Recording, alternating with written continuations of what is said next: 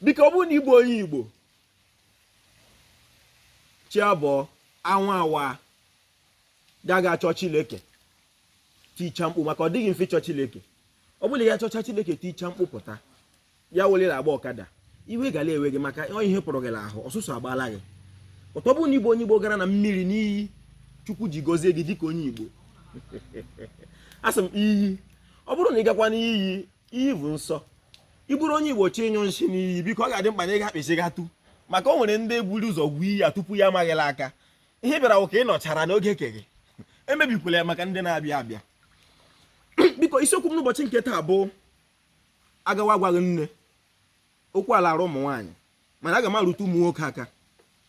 Biko ị bụrụ nwa nwoke n'ala Igbo ọ bụrụ na nwaanyị chọrọ gị bịa be gị ya na otu ụbọchị hipụ ụra n'abalị ahụ ọ dịghị onye ọ kpọrọ ọ dịkwana onye kpọrọ ya Ojofọ nwoke olu okoro chọrọ ime ka ị mara na nwa ahụ na-eme ọgawa ọ naghị agwa onye ọwụla ọ dịghị onye na-akwụ ụwa ya. Ịbụkwana nwaanyị n'ala Igbo biko ihe ọbụla nna gị gwara gị dị mkpa. Ndị Igbo si ịpụwa ọ bụrụ na mpa gị pụwa ya gwụ n'ebe ọ na-aga ka ọ gaa mitiri ngadụ mkpọ. Nne gị pụwa jere mkpụrụ kenje mkpụrụ ihe mana ọfisi ya sị ka ọ gaa mitiri nka nganga nwanne m ọ maka anaghị ama ama ọ na-eme nwatakịrị gawa gwa nne ya. Nne ya tụrụ anyị jụ ya ma ọ lọla mgbe ọ lọrọ. Ojofọ kelere biko ka m arụtụ ndị enwe ihe aka anyị ga-eweta agawa agwaghị nne ka ngwugwu ụgba ka anyị tọọ ya biko ka m tinye ya na mmiri ka nle ihe nọ na mmiri. Ojofọ na-abịakwa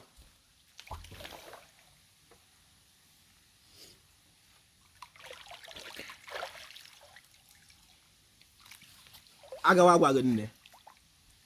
Ị bụrụ nwa nwaanyị n'ala Igbo ịpụ ọ dịghị onye na-agwa otu agwa ga-abata gị lemewe ị ga-aka ụkwụlụ ụka ebe gị na nne gị nọ ka ọ hapụ ị na-etiri gị ọnụ ka i biri ndụ otu dị gị mma.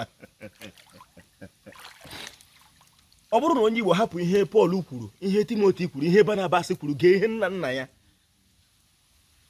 Uvoma wee kwuru n'oge ke o nwere ihe ha kwuru o nwere ihe olu okoro ha kwuru olu okoro n'ozuzu Ojofọ kelere Igbo. Ị ga na-eji ntị onye Igbo la ubi onye Igbo ka ọ dịrị gị la mma Igbo mma mmanụ